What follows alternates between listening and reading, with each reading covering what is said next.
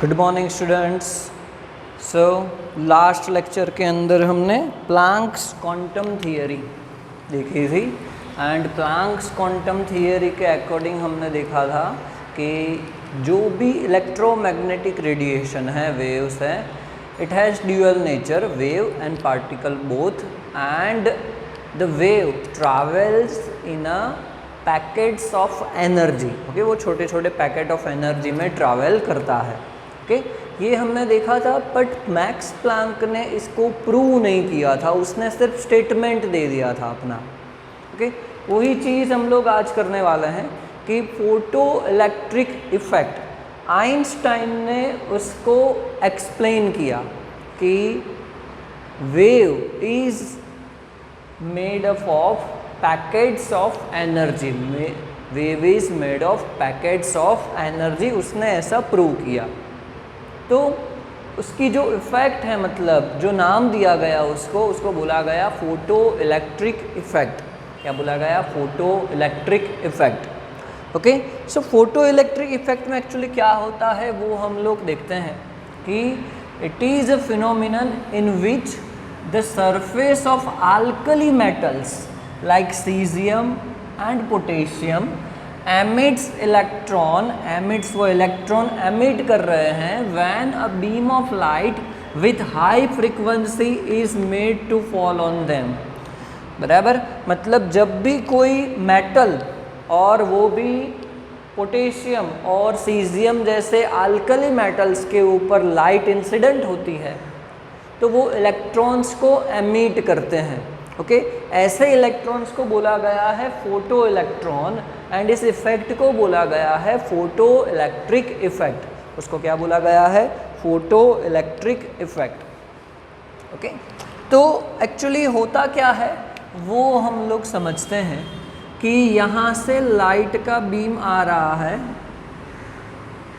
बराबर, यहाँ पे ये जो पूरा बनाया हुआ है स्ट्रक्चर जिसके अंदर हमने वैक्यूम चैम्बर लिया है, मेटल सरफेस को बैटरी के नेगेटिव पार्ट के साथ अटैच किया है, यहाँ पे डिटेक्टर रखा है कि इलेक्ट्रॉन आता है तो उसको कैच कर सके, और ए मीटर अटैच किया है इलेक्ट्रिसिटी कितनी आ रही है वो जानने के लिए। तो ये लाइट जब इंसिडेंट होती है, बराबर, तो क्या होता है कि उसके अंदर से, मेटल के अंदर से इलेक्ट्रॉन एमिट होता है।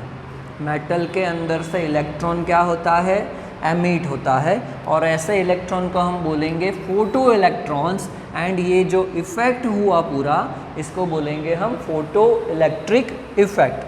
फोटो इलेक्ट्रिक इफ़ेक्ट, उसको थोड़ा और डिटेल्ड में समझते हैं, बराबर।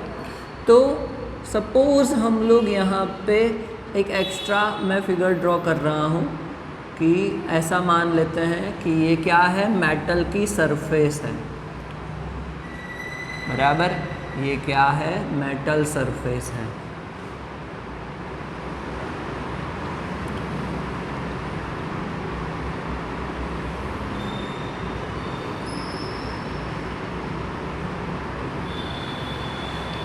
ओके, चलो, तो अब मेटल सरफेस मतलब कोई भी मेटल लेते हैं तो मतलब एलिमेंट है, पोटेशियम ले लिया है, एलिमेंट कंसिस्ट ऑफ एटम्स, और एटम्स के अंदर क्या होंगे? आउटर शेल में इलेक्ट्रॉन्स होंगे, बराबर।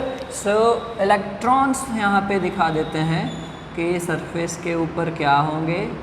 इलेक्ट्रॉन्स।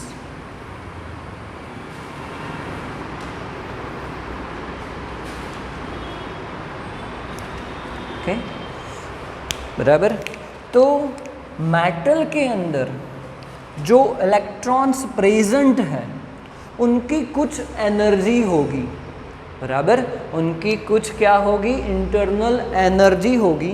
ये जो एनर्जी है मेटल के अंदर, जो इलेक्ट्रॉन है, ये इलेक्ट्रॉन की जो एनर्जी होगी उसको हम बोलेंगे थ्रेशोल्ड एनर्जी। ओके, यहाँ पे बोल देते हैं कि energy of an electron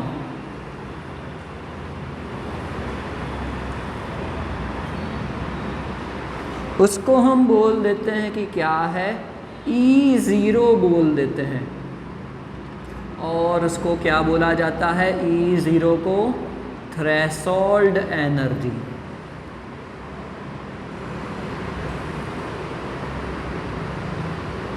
threshold energy. Okay, तो यहाँ पे मेटल के ऊपर जो भी इलेक्ट्रॉन होगा उसकी कुछ एनर्जी होगी जिसको हम क्या बोलेंगे, थ्रेशोल्ड एनर्जी। चलो, अब यहाँ पे कोई एक लाइट बीम इंसिडेंट कर रहा है, ओके, इस इलेक्ट्रॉन पे। तो जो भी लाइट लेंगे उसकी भी कुछ एनर्जी होगी, इसको हम क्या बोल देते हैं, ई बोल देते हैं। लाइट की एनर्जी को क्या बोल देते हैं, ई एनर्जी बोल देते हैं। तो एक्चुअली क्या होता है, मैं सिंपल वे में आपको बताता हूँ कि सपोज़ ये कोई एक पर्सन है जो स्टिल एक ही पोजीशन पे खड़ा है, और ये दूसरा एक पर्सन है कि जो दौड़ रहा है, बराबर। मतलब वो क्या है, वेलोसिटी है उसके पास मोमेंटम है, ओके। तो उसकी कुछ एनर्जी होगी, काइनेटिक एनर्जी होगी, बराबर। तो ये स्टिल है, ये दौड़ रहा है, ये परफेक्टली उसको हिट कर रहा है यहाँ पे। तो क्या हुआ होगा कि इसने अपनी एनर्जी इस बंदे को दे दी होगी, तो ये क्या करने लगेगा, मूव करने लगेगा, बराबर। ये क्या करने लगेगा, मूव करने लगेगा, बराबर। वो मोमेंटम में आ जाएगा, बराबर। बट कब कि यहाँ पे जो खड़ा है, बराबर, उसकी कुछ एनर्जी होगी, उससे ज़्यादा एनर्जी होगी, तो वो मोमेंटम में आएगा, ओके। तो कुछ यहाँ पे भी वैसा ही हो रहा है कि इलेक्ट्रॉन की कुछ एनर्जी है, थ्रेशोल्ड एनर्जी, और लाइट की एनर्जी है ई, बराबर। तो लाइट जब इंसिडेंट होती है on an electron, so the energy must be higher than threshold energy, okay, the energy of light must be higher than the threshold energy of an electron, बराबर। तो उसकी वजह से क्या होगा कि अगर एनर्जी यहाँ पे बोल देते हैं कि एनर्जी वो क्या है, थ्रेशोल्ड एनर्जी से E is greater than E0, मतलब जो इलेक्ट्रॉन की एनर्जी है उससे लाइट की एनर्जी ज़्यादा है। तो क्या हो जाएगा कि जब ये इलेक्ट्रॉन एनर्जी गेन करेगा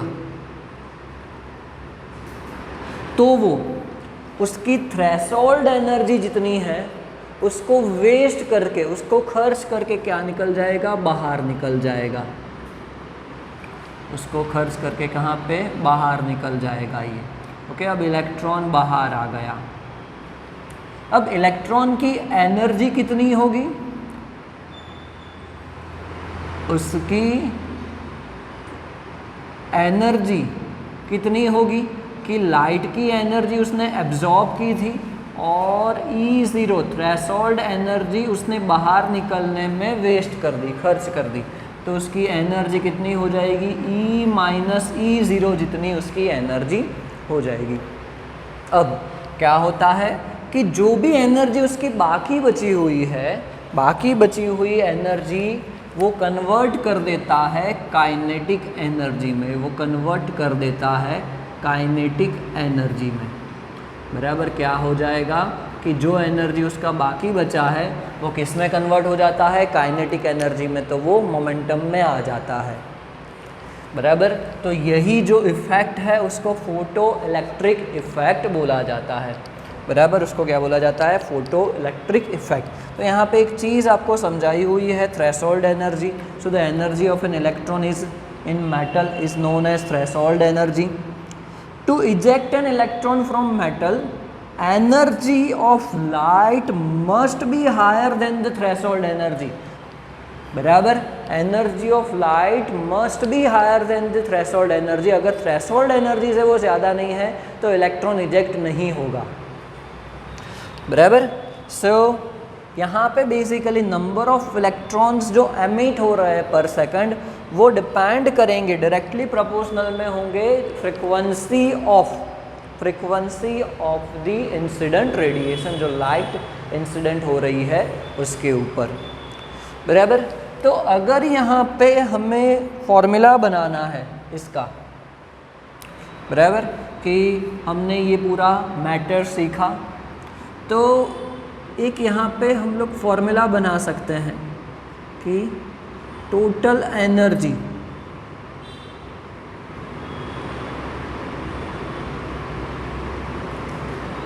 E इज इक्वल टू क्या हो जाएगा कि लाइट की एनर्जी टोटल उसने इलेक्ट्रॉन को दे दिया, तो उसने क्या किया कि उसने कन्वर्ट किया थ्रेशोल्ड एनर्जी में, इतना खर्च किया, और बाकी की एनर्जी क्या किया उसने काइनेटिक एनर्जी में कन्वर्ट कर दिया। बराबर। तो ये आपका एक बेसिक फॉर्मूला बन गया कि threshold energy, total energy of light is equal to threshold energy plus kinetic energy. अब हम लोग डिफरेंट टर्म्स देखते हैं। चलो, energy E is equal to हमारे पास फॉर्मूला है h nu, is equal to दूसरा फॉर्मूला हो सकता है h c by lambda, h c by lambda, जिसमें E क्या है, E है एनर्जी ऑफ लाइट, न्यू क्या हो जाएगा frequency of light,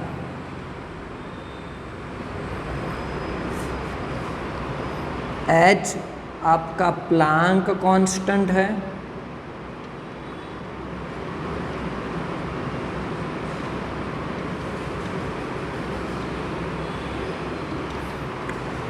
C speed of light है,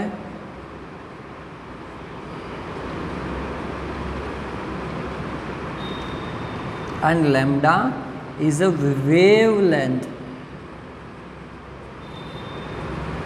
of light. Okay, same way अगर हम लोग थ्रेशोल्ड एनर्जी की बात कर रहे हैं E0, तो इसका फॉर्मूला भी क्या हो जाएगा, एनर्जी है तो उसके एसोसिएटेड कुछ क्या होगी, फ्रीक्वेंसी होगी, एंड उसके एसोसिएटेड कुछ क्या होगा, वेवलेंथ होगा उसका। बराबर। तो E0 क्या है आपकी, threshold energy,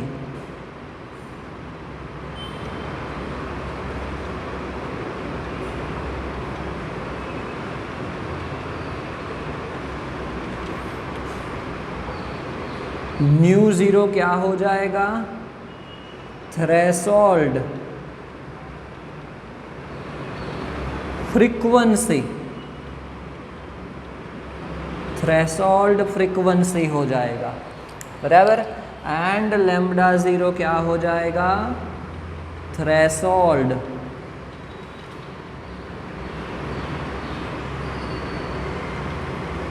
wavelength. Planck constant and speed of light change नहीं होगा, क्यों, क्योंकि वो कांस्टेंट होता है। बराबर। एंड फाइनली काइनेटिक एनर्जी,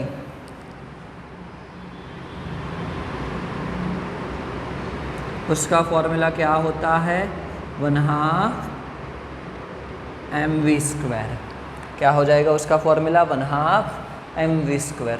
चलो, तो अगर ये एक एक वैल्यू इनपुट करते हैं यहाँ पे, तो क्या हो जाएगा कि h nu is equal to h nu zero plus 1/2 mv²।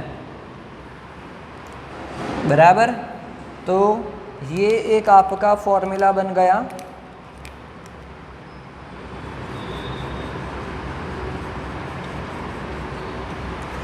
Okay, same way अगर हम लोग दूसरी वैल्यू इनपुट करते हैं कि h c by lambda is equal to h c by lambda zero plus 1/2 mv²।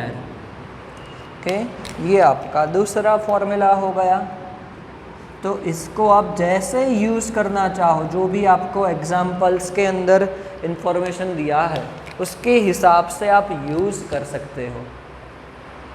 Okay, तो फॉर्मूला बहुत ही important है, आपको समझ में आ जाना चाहिए कि एक्चुअली फोटो इलेक्ट्रिक इफेक्ट क्या है। ओके, उसके फॉर्मूला हमने डिराइव किए, बराबर। तो नेक्स्ट लेक्चर से हम लोग इसके थोड़े एग्जाम्पल्स स्टार्ट करेंगे, बट इसके अंदर आपके मिस्टेक होनी चाहिए नहीं, बराबर। ये फॉर्मूला पूरे तैयार हो जाने चाहिए। Okay, thank you.